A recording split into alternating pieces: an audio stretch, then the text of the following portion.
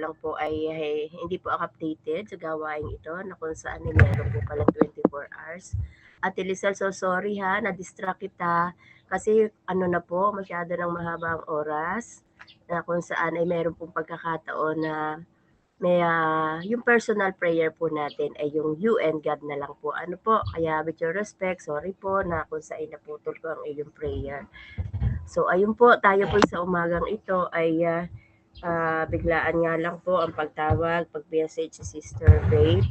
Actually, nagpe-prepare po sana ako mamaya sa paghayo, mamaya sa ating pong regular na visitation and Bible study. Ano po, pero andun nga po na unahin po natin itong agawain po natin ngayon. At ang ating nga pong pag-aaralan ngayon ay yung kung paano nga po kukunin po natin sa aklat po ng, babalik po tayo sa ating pong aklat ng mga awit, chapter 102. At babasahin po natin hanggang verse 1 hanggang 7. Sabi po dito, ito po'y dalangin ng namimighati. Ano po, dinggin mo Yahweh ang aking dalangin, lingapin mo ako sa aking pagdaing. O huwag ka sana magkubli sa akin, lalo sa panahong may dus at hilahil. Pag ako'y tumawag, ako'y iyong dinggin, sa sandaling iyo'y agad mong sagutin. Pumapanaw akong usok ang katulad, damdam ko sa init, apoy na maningas. Katulad ko'y damong natuyo sa parang, pati sa pagkain di ko ako ganahan. Kung ako'y tumaghoy ay ubod ng lakas, siya ring katawang ko'y buto na at balat. Tulad ko'y mailap na ibon sa ilang, para akong kuwago sa dakong mapanglaw. Ang aking katulad ay hindi pagtulog, ibon na sa bubungan palaging malungkot. Purihin po ang Panginoon sa pag-aasa ng kanyang salita. Hallelujah. Maraming maraming salamat po o Diyos sa pagkakataong ito o God na kung sa iyong salita kami po ay mananangal o Diyos. Sa ngalan po namin Panginoong Hesus o God, maraming maraming salamat po sa pribilehiyong ito. Ikaw po ang pinupuri, dinadakila ko o God sa 24 hours na Bible study and prayer na mayroon po o God na ibinukas mo, tinirbil mo sa iyong likod, sa buhay po ni Sister Babe. At salamat sa mga kaluluwang narito, sa 13 kaluluwa na andun na handang makinig at andun nga po pakikiisa sa panalangin ng ito, Panginoon. Tunay nga po, O Diyos, na ito po ay mahalaga sa buhay ng iyong mga lingkod, sa iyong mga anak na kami lagi nakikipagniig sa iyo. Kaya salamat, Holy Spirit, na kung sa ikaw po ang patuloy na mag-empower, mag-rule, mag-renewed, mag-restore, mag-discipline sa bawat isa sa amin, Panginoon. Maraming maraming salamat po as we go along to share this word, Panginoong Holy Spirit. Paghari ka po sa aming kalagitnaan. Naamin namin na kami maraming pagkukulang, maraming pagkakamali. Meron kami mga intentional and hidden sin na kita mo na hindi hayag sa amin.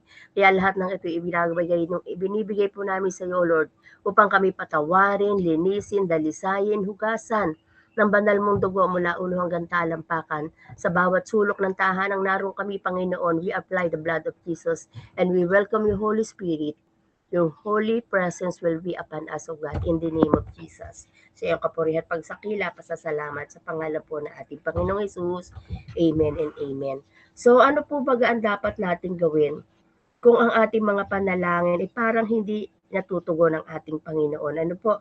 Alam po natin, ang panalangin natin ay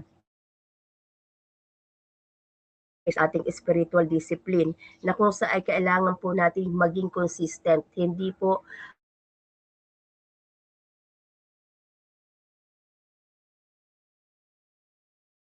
po nating mga anak na tinawag ng ating Panginoon dahil ito po ay divine rights po natin. Ito ay makadiyos na katungkulan bilang isang mga anak na kung saan ay may karapatan tayo at malaya tayo nakikipag-usap sa ating Diyos na lumikha sa atin.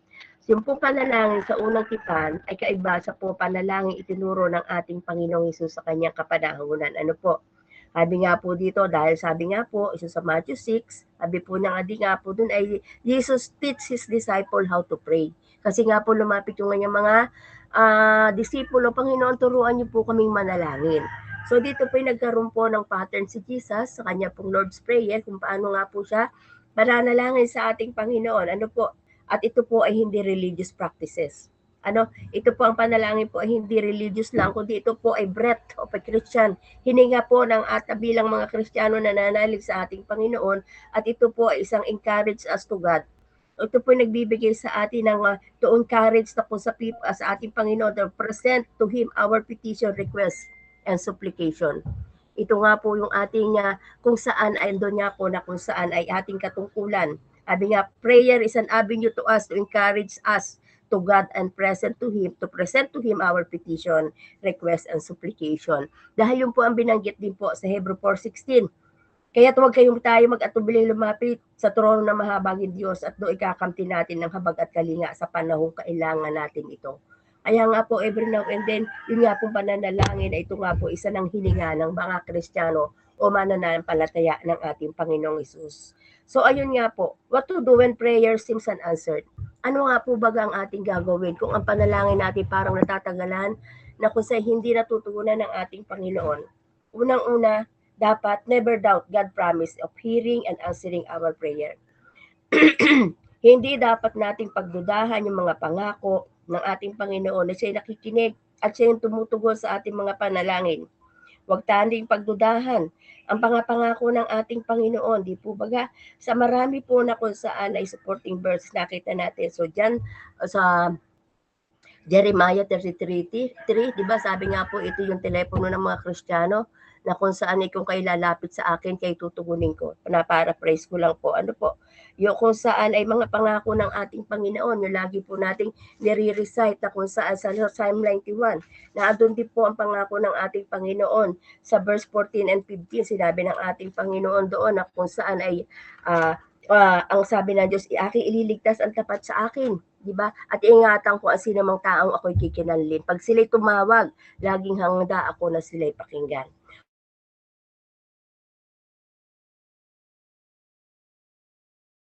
Ating Panginoon, kung ang atin mang po mga panalangin ay medyo nadidelay o talagang hindi natutugunan. Dahil andun din po na kung saan mismo ang ating Panginoong Hesus ang nagsabi sa kanyang salita. Ano po? Na kung saan dito po sa kanyang ebanghelyo na kung saan ay sa Juan 15:7, siya po ang nangako sa atin. Na sabi nga po niya, kung mananatili kayo sa akin at mananatili sa inyo ang mga salita ko, hingin ninyo ang inyong maibigan at ipagkakaloob ko sa inyo. Ito po yung mga pangako na kung saan ang ating Panginoon, na kung saan ang pangako ay hindi ibabali dahil ang Diyos ang siyang nagsalita. So never doubt, huwag mag-alala kung hindi pa natutugon ang ating panganalangin. Ano po? Tayo magtiwala sa Panginoon sa lahat ng oras kung nagtatagal man ang ating mga hinihingi sa atin, ng ating pang-apaktugunan ng ating kasi meron tayong mga misa na kung saan ay na kung sa ating mga panalangin na nawa, hindi po ito mangyari sa atin. Lagi tayong nakapokus sa pangako ng ating Panginoon. Pangalawa, yun nga po, never doubt. Ano ba ang motibo mo sa iyong hinihingi sa ating mga panalangin? I-check po natin, ito po bagay kalooban ng Panginoon, ito po bagay makakapagluwalhati, bigay kaluwalhatian sa Diyos, at ito po bagay talagang kailangan natin.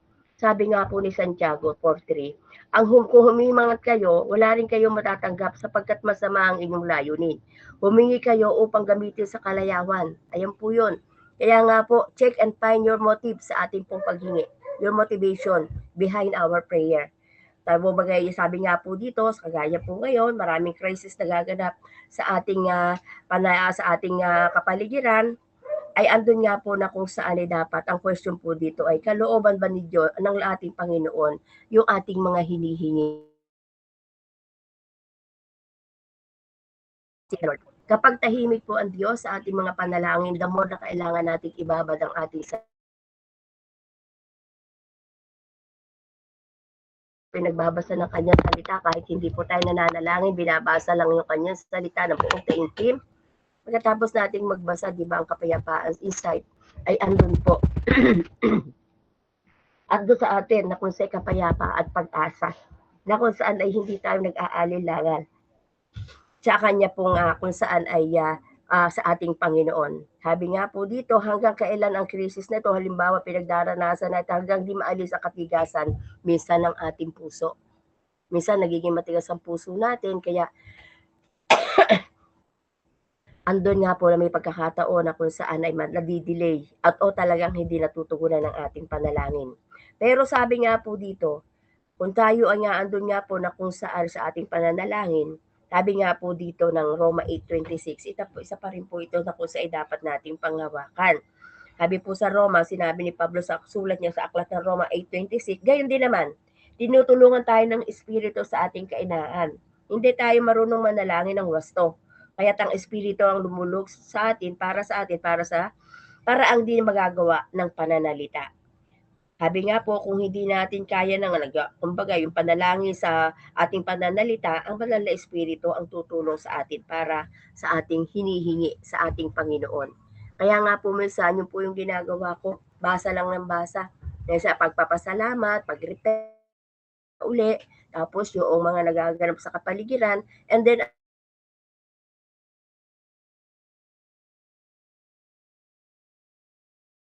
anong salamat.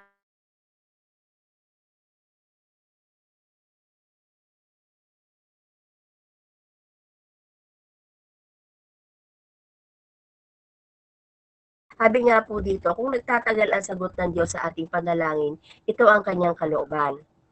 So we know God is work for our good. Siya po'y kumikilos sa ating ikabubuti, ang tinuhubog ang ating karakter. Sa gayon, magkakaroon tayo ng Christ character. Ano po? Yun po yung sinabi na kung saan ay i-fine-tune po natin, i-adjust po natin, yung motivation natin sa ating paghingi sa ating Panginoon. Ano? Kaya po yun po yung dapat makita po natin kung nababala mo, hindi tinutugon ng ating Panginoon, wala po tayo mag-alilangan. I-check po natin ang anumang motivation natin behind our prayer. Ito po ba yung kalooban talaga ni Panginoon? Ito po ba yung makakatulong sa atin? O ito lang gusto lang natin sa ating mga sarili? Sabi, number 3, let our prayers comply with what reason requires. Ano po? Dahil may kanya-kanya pong panahon ang bawat panahon. Sinabi yun ni Aling Surumo sa Aklat ng Mga Ngaral. Let our prayers comply with what the season requires. Knowing the time and the season and know what to do in the season will help us. Ano po? Yung baga to know what we are going to pray. Kumbaga na andito nga po, may kanya-kanyang panahon nga po lahat ng bagay. Kaya sa ating pong pananalangin ay andun nga po na may kapanahunan siyang ibibigay ang ating Panginoon. Kung sabi nga po, to know what we are going to pray, ay andun nga po na kung saan andyan ang ating Panginoon para po siya ay umalalay din po sa atin. When there is judgment in the land, people learn righteousness. Diba? Kagaya po ngayon, ano po, nakikita po natin. Yung mga nagaganap sa ating current event, ano po, iba-ibang kaso, siraan ng siraan ang ating mga namumuno ng ating bansa. Pero tayo mananampalataya, ano ang ating panalangin, Lord? Philippines is for you, Panginoon. Ikaw po ang mag-monitor, ikaw po ang mag-hari sa aming bansa. Pangunahan mo ang aming mga namumuno sa kaguluhang nagaganap. Huwag na po tayo mga instrumento ng mga negatibo na kung saan ay mga nagbabaser pa, nakakagulo po pa yon bilang Kristiyano, panalangin na lang po natin ang ating bansa. Sabi nga po natin dito, we need humbling, seeking. Ano po, kailangan po natin lagi ang tayo magpakumbaba, hanapin, repenting sa ating pananalangin. Ano, paghingi ng patawad. Sabi nga po, ay season may be ay days, yung panahon nyo maaaring araw, linggo, buwan, or maaaring taon bago ipagkalob ng ating Panginoon ang ating mga hiningi. It takes a season because it's the people now is wicked. Maraming pagkakataon na kung saan makikita po natin ang mga marami na pasabi nga po din ni Pablo ay sa kanyang sulat ay ang mga tao ay pasama na ng pasama. Ano po?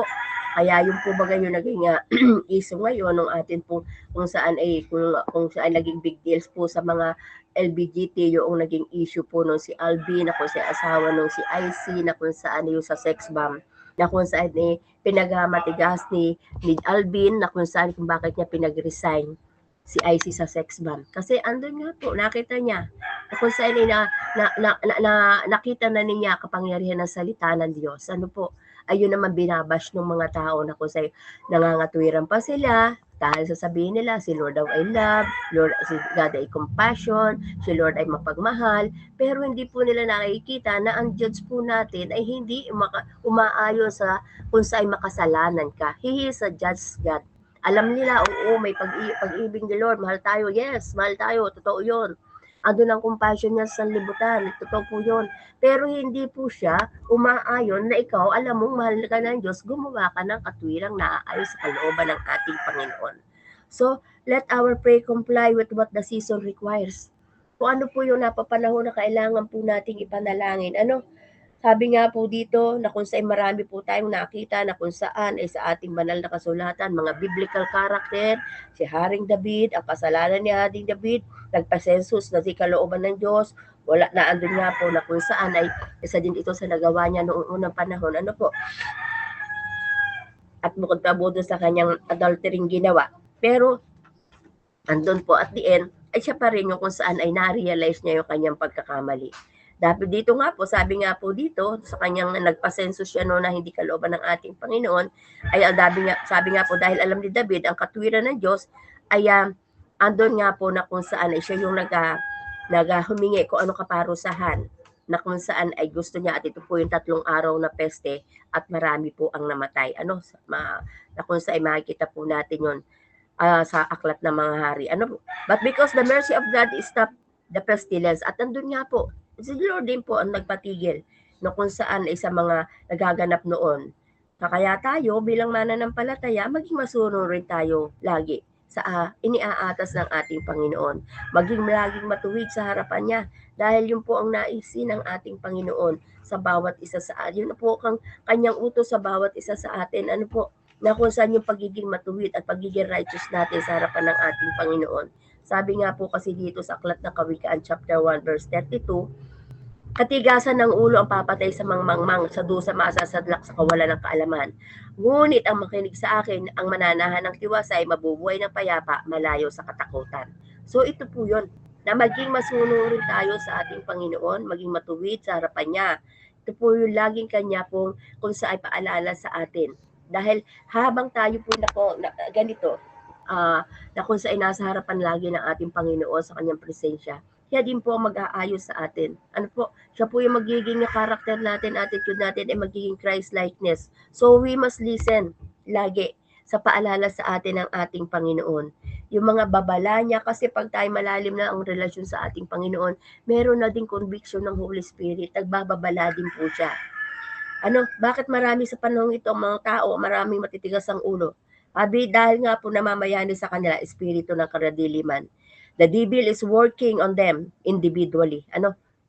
Sa panahon ni Noah, siya lang ang naging matuwid. Sabi nga po sa aklat ng Genesis chapter 6. Kaya nga po ang ating Panginoon ay nagalit na sa mga tao noong unang panahon. Kaya nga po ang ginawa ng Diyos ay ginuraw na ang mundo sa panahon yun ni Noah at andun nga po na kung saan ay natira na lamang po ay ang matutuwid. Sabi po, there is only one way sa mga matitigas ang ulo, ang makinig na salita ng Diyos. Ito po yung ginagawa po natin. Kaya nga po, ito yung sinasabi na kung saan ay dapat lagi tayong nasa presence ni Lord para alam natin ang kanyang mga atas. Alam natin kung ano yung dapat nang gagawin. Kaya yun po ay sinasabi na kung saan ay doon nga po sa ating binasa na sa Kawikaan. Dahil andun nga po na kung saan ay sa aklat po ng Kawikaan na paalala, huwag maging matigas ang ulo natin dahil siya yung papatay sa mga mangmang. Ngunit salamat dahil andito po, nabiyaron tayo ng mga gawain, bukod pa sa talagang regular, ay bigla ang ganitong gawain, I do believe ito po ay conviction ng Holy Spirit that we need to make na dapat nating masunod. And ay salamat, Panginoon, sa buhay ni Sis Beverly. Salamat sa mga nagko-commit, sa mga oras na kung sa'y abaya, na andito na tayo nagkakasama-sama. Dahil tayo po ay sa ganitong pagkakataon, ay na-meditate pa rin po natin ang salita ng ating Panginoon. Sabi nga po dito, pag tayo ay nakababad sa salita ng Diyos at manalangin ng tamang hangarin, yung relasyon natin, yung pagsamba natin, at yung katwiran ng Diyos ang ating laging hinahanap. Hindi boring ang makipagrelasyon sa Diyos, mga kapatid. Kahit walang pera, meron naman tayong kagalakan, may kapayapaan, may lakas mula sa ating Panginoon. Hindi naman po pera lang lagi ang magbibigay kasiyahan sa atin. Dahil yung relasyon nyo sa ating Panginoon, yun nga pong naranasan ko, kahit na kung sa inyong umaatake sa akin ng vertigo, hindi ako natatakot, walang takot. Although umaatake ang hilo, ang sakit ng ulo, pero andun yung kapayapaan, kung sinasaliksik ko ang aking sarili. Pero andun po napayapa yung puso. Sabi nga po dito, kung saan ay andun na lagi na kung saan ay ang pagpupuri sa kanyang banal na pangalan ang lagi nating imayahandog. So ayun, sabi nga po dito, kung mayroon pong pangungusap sa atin ang Diyos, sa ating mga ginagawa. Let always repent.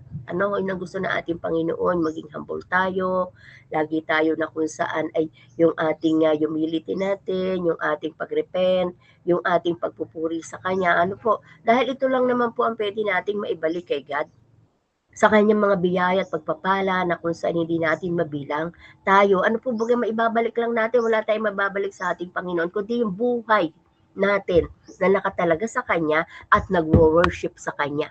Ito lang ang gusto ng ating Panginoon, di po baga sa lahat ng biyaya, pagising sa umaga, meron na tayong biyaya, hininga natin na andon. So, hindi naman kailangan ni Lord ang mga bagay na kung saan ay yung nagagawa natin, kundi ang gusto lang niya yung tayo ma-worship natin siya, papasalamatan natin siya, andun kilalin natin ang sarili natin sa harapan niya at lagi natin siyang hanapin. So, yun po yun. Number 4, remember that God answer our prayer on His own terms and timing.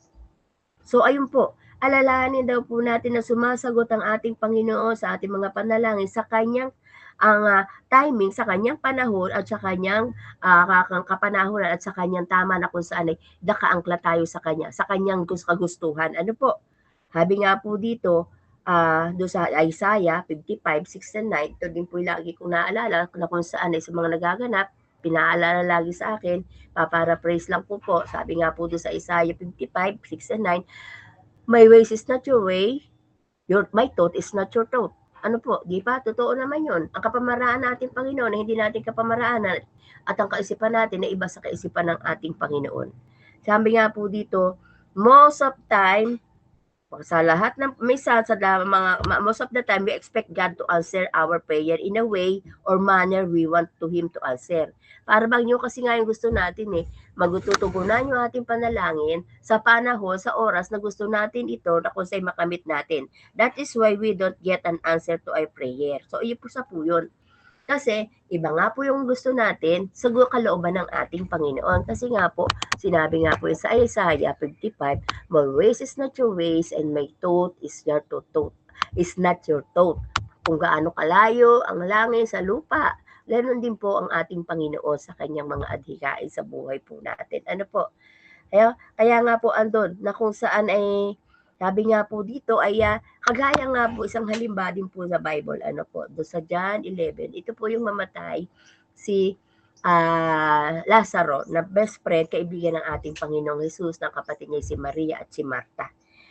Dito si Marta, nung makasadlong mailibing na po, nang bumisita ng ating Panginoon, na kung sa'y 4 na araw na naililibing, si Lazaro, na sumalubong si Marta, ang sabi ni Marta, Panginoon, kung kayo po'y narito, sabi nga po dito, yung kumbagay, andun yung kanyang pangunguna sa ating Panginoon. Ano, pag hindi unawa ang kalooban ng Diyos, kasi yun ang sinabi ni Marta, ano, Panginoon, kung kayo sana'y narito, hindi sana sinapit ng kapatid ko yun.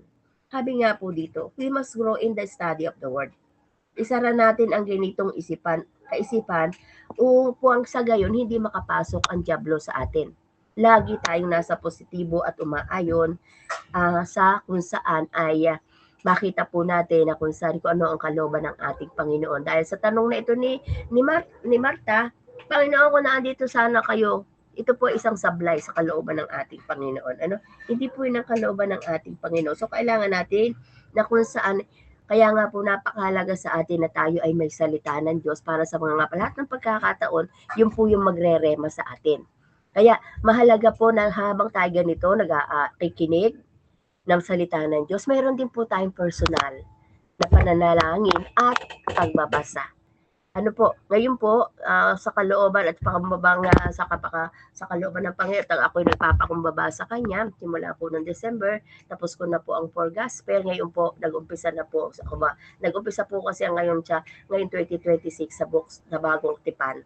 At natapos ko na po ang 4 na Ebanghelyo, nasa aklat na po ako ng mga gawa. Nasa chapter 2 kanina ako sa aking devotion. Chapter 2 ng Aklat ng Mga Gawa, kung paano dumaloy ang banal na espiritu sa mga alagad. Ano po? So, yun po. Habi din po dito, kailangan nating lumago sa salita ng Diyos at makakamit po natin yon sa ating personal na prayer, personal na devotion, at dito po na lagi tayo na kung saan, ayan, namin narinig po, sabi nga po na Mary, yung kung saan ay na mga ganitong mga gawain online, bukod pa yun sa talagang fellowship natin pag Sunday, na kung saan ito yung magpapalago sa atin. Ano? So, sa ganitong pagkakataon, hindi makakasingit ang dyablo. we need, sabi nga po dito, ayun dun nga po na kung saan, kung tayo laging punong-puno sa kasalita ng ating Panginoon. Sabi po dito, praying according to what God is saying, according to the season of God, and according to God want to accomplish. Kung ano po yung gusto ng ating Panginoon. Kasi nga po, andun nga po na kung saan ay si tayo ang Diyos po natin ang siyang tumutugon sa ating panalangin sa kanyang kapanahunan with His own terms and His timing. Kaya po, yung kung saan ay naando, sabi nga po, a person praying the right prayer at the right time will be a witness of answered prayer in God's right time. Sa tamang panahon, ipagkakaloob ng ating Panginoon. Tayo'y magiging saksi. At alam natin yun, naranasan natin, kaya nga po tayo nagpapatotoo, na kung anong ginagawa sa atin ng ating Panginoon. At naranasan natin na kung saan ay, kung paano ang Diyos ay tumutugon sa ating mga hinihiling sa Kanya. Sabi nga po dito sa Isaiah 8:17, maghihintay ako kay Yahweh na tumalikod sa sambahayan ni Yahweh, sa Kanya ako aasa. Sambahayan ni Yahweh, sa Kanya ako aasa. Diba? Sabi nga po ni Isaiah, wala tayong aasahan kundi ang ating Panginoon. Okay, kung paano daw po, sabi nga po dito, what to do when our prayer is as unanswered. Number 5, God is teaching to wait patiently on Him. Ang Diyos ang nagtuturo sa atin para tayo ay maging matyaga, umaba ang pasensya na antayin iyon sa ang kanyang katugunan. At marami po siya yung mga supporting verses na kung saan makikita. Sabi po dito sa aklat ng mga awit, alam niyo po ang aklat ng mga awit ay punong-puno ng pagtuturo sa atin. Ito po kasi isa sa araw-araw ko ding binabasa kasama po sa aking devotion, kaya inaabot ng 2 oras. Kasi po binabasa ko po lahat yung aklat ng sabi po dito sa aklat ng 37 ng awit, verse 7 to 9, sabi po dito, sa harap ng Diyos ay pumanatag ka, maging matyagang maghintay sa Kanya, huwag mong kainggitan ang gumiginhawa, sa likong paraan umunlad man sila. Huwag kang mapuot, may balisa, iyang pagkagalit iwasan mo sana, walang kabutihan ang nakakamtan ka. Ang magtiwala sa Diyos mabubuhay, ligtas sa lupain at doon tatahanan. Ngunit ang masamay, ipagtatabo yan. So ito po yun, kailangan po natin na kung saan ay tayo po ay laging mag-aantay sa Kanya. Sa ating Panginoon, na kung saan ay kayong Kanyang katugunan, wag daw po tayong mabalisa. So, paano daw po tayo mag-aantay sa ating Panginoon? Sabi nga po kasi, God is teaching us to wait patiently. So, how do we wait? The Lord. Sabi nga po dito, unang-una, kailangan po natin na kung saan ay andun po na kung saan ay kagaya po ni Mary, si Mary po, nakapatid nga po ni Martha, na kung saan ay doon po, Mary was on the feet of Jesus worshiping Him. Kagaya po ni Maria, yung kataliwas nga po kay Martha, bagamat si Martha po ay kailangan din talaga ay kumikilo sa loob ng simbahan, iglesia, pero magkaiba nga po sila. Kasi si Martha, ay andun abala siya sa mga bagay na kung saan ay yung pang-araw-araw na gawain, pero hindi niya naunawaan yung pagbisita ng ating Panginoon sa tahanan nila, ay yun isang pagkakataon na dapat ay na-acknowledge niya. Si Maria po, ang ginawa niya upon arrival ng ating Panginoon, di ba sabi nga ng ating Panginoon ay naupo na siya sa paanan ng ating Panginoong Jesus. At sabi ng ating Panginoon, pinili niya ang magbuti. At yun ay, ayun ni parang biyaya para sa kanya. Kantalang si Martha ay abalang-abala nga po. So dito po makita, dito, Mary was on the feet of Jesus worshiping. Naandun na kanyang pagsamba. Sabi nga po dito, formerly si Maria po ay isang immoral. Andun nga po na kung saan ay isang babae na kung saan ay sabi nga po kasi baka ito yung babaeng nahuli sa pangangalo niya. Sabi nga po dito, pero nung makakilala siya sa ating Panginoon, ginawa niya yung the best niya, mga oras, naupo siya sa presensya ng ating Panginoon, yung kanyang mamahaling pabango, ibinuhos niya sa rapaan ng ating Panginoon. Si experience, dahil naranasan po ni Maria ang forgiveness ng ating Panginoon, and dito po niya pinakita kung paano niya yung pagmamahal sa ating Panginoon. Dala niya yung kanyang mamahaling pabango, inubo po siya sa presensya ng ating Panginoon. So yun po yun. Yun yung ibinalik ni Maria kung paano siya pinatawad sa kanyang mga kasalanan.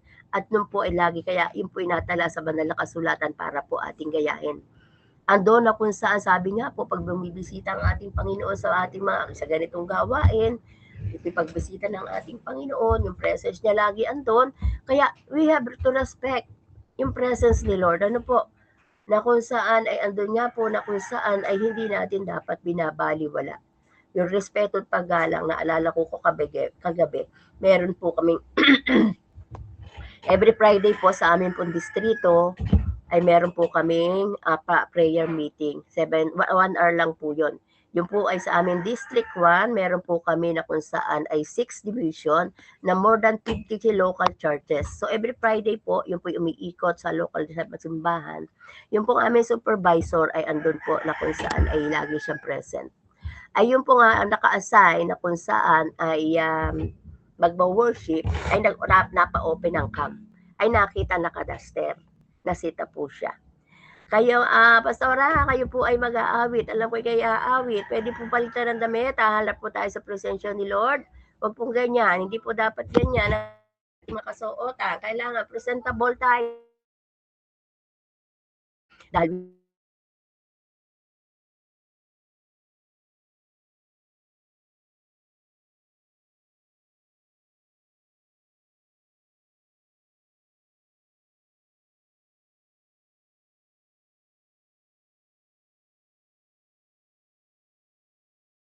po ako pa.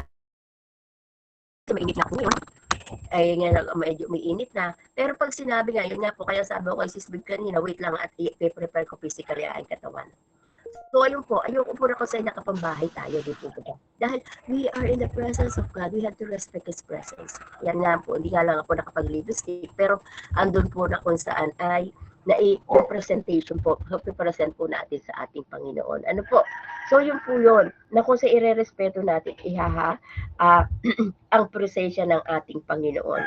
So mga kapatid, we are in the higher calling ng ating Panginoon. We Christian na kung saan, salamat, sabi nga po ng ating Panginoon, na kung saan we are built by the church. Ano? Naalala ko yung sa Matthew 16, on this track, I will build my church. Binigyan po ako ng ating mga kapatid, binigyan po ako ni Sis Babe ng isang bato na kung sa 3 kilo yata o 5 kilo yun na bit ko, wala galing sa gapal doon. Gusto ko po susulatan ko nga po yun na kung saan yung date, at andun nga po, susulatan ko yun sa Matthew 16 na on this church, I will build my church. Sa para bagang sinasabi na sa pamagitan ng batong yun, nabuo ang iglesia sa onliner.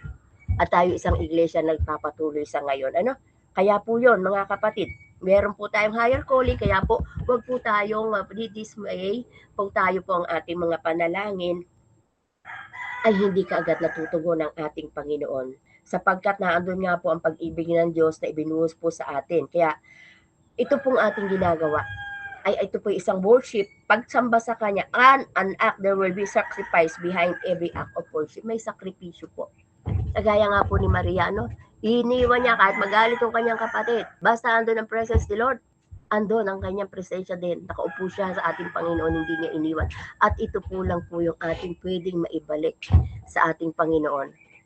Ang putla ko pala. Ano po, na kung saan ay maibabalik natin. Lahat ng meron tayo galing sa ating Panginoon, buhay natin, yung mga meron tayo na kung sa mga financial, material, lahat kayo sa Panginoon. Pero tayo individually, mga kapatid, ang ating maibabalik sa ating Panginoon, yung ganito. We are worshiping God in His presence. Ano po? Kaya po, wag po tayo na kung saan ay mag-alinlangan, wag po tayo mag-atubli, wag po tayo magkaroon ng doubt. Sabi nga po dito, ano po yung ating gagawin kung hindi nakakatugunan ng ating panalangin? Never doubt. Wag po tayo mag-alinlangan sa pangako ng ating Panginoon. Check and find your ating motivation po natin sa ating mga hinihingi. Sabi nga po dito, let our prayer comply with what the season requires. Para po sa ating mga hinihingi sa ating Panginoon. Number 4, remember that God answer our prayer in His own terms and timing. Meron tamang panahon ng ating Panginoon para sa ating pagtugon sa kanyang ating mga panalangin. At number 5, God is teaching us to wait patiently on Him kung hindi pa po natutugunan ng ating Panginoon. Ano po? Kaya yun po, let us continue. Kung hindi po natutugunan kaagad, huwag po tayo mag-alilangan. Diretso po tayo mga kapatid. Lagi tayo na kung saan ay handa lagi sa ating Panginoon. Ano po? Ako po ay talagang nagulat na lang pero sabi ko, kailangan po natin maging handa. This is a calling. Sabi nga po, this is a highest calling. Bagamat ngayon ko lang po nalaman, ngayon ko lang narinig, meron palang 24 hours na kung saan ay prayer chain. Pero salamat sa Holy Spirit, napakabuti po niya na kung saan ay inihanda din po niya. Isa sa mga bagay na kung saan advantage pag inuna po natin pagkagising sa umaga ang ating Panginoon. Kasi yung whole day na yon naka-ready ka. Hindi ka kung saan ay matataranta. Yung plan, sa ano sinabi nga ni Sis Babe, nag-message na kung saan ay ganito ganyan. Andun nga na kung saan ipinirepare ko lang physically at saka itong aking mga gadget. Kasi po gusto ko pag ganito, laptop ang gagamitin ko. Ano po, na kung saan ay para kung saan ay kita ko ang bawat isa na kung saan ay yung aking mga tinuturuan. Kaya ayun, salamat po sa ating 15 na kung saan ay tayo po ay magkakasama ngayon. Purihin po ating Panginoon, tayo manalangin. Hallelujah, Lord Jesus. Purihin ka nga po, O Holy Spirit, Abba Father. Yahweh, salamat. Salamat sa sandaling ito, O God. Natunay nga po na itinuro mo sa amin, O Diyos, na huwag po kami manghihinawa, huwag po kami mag-aalinlangan, maging matama ang motibo namin kung ang panalangin po namin ay tunay na hindi pa natutugunan. Salamat sa oras sandali pong ito. Ikaw po ang Diyos na nagtuturo sa bawat isa at patuloy, Holy Spirit, na mangusap ka po sa buhay ng iyong mga anak. Nawa po ang salitang ito ay magbigay ng patuloy na katatagan, karunungan at kaalaman, katibayan sa iyong pananalig at pagtambas namin sa iyo, God. Lord, salamat sa iyo lamang kapurihan, pagdakil at kalwalatian. In the mighty name of Jesus we pray. Amen and amen. Back to you po. Sino pong host dito?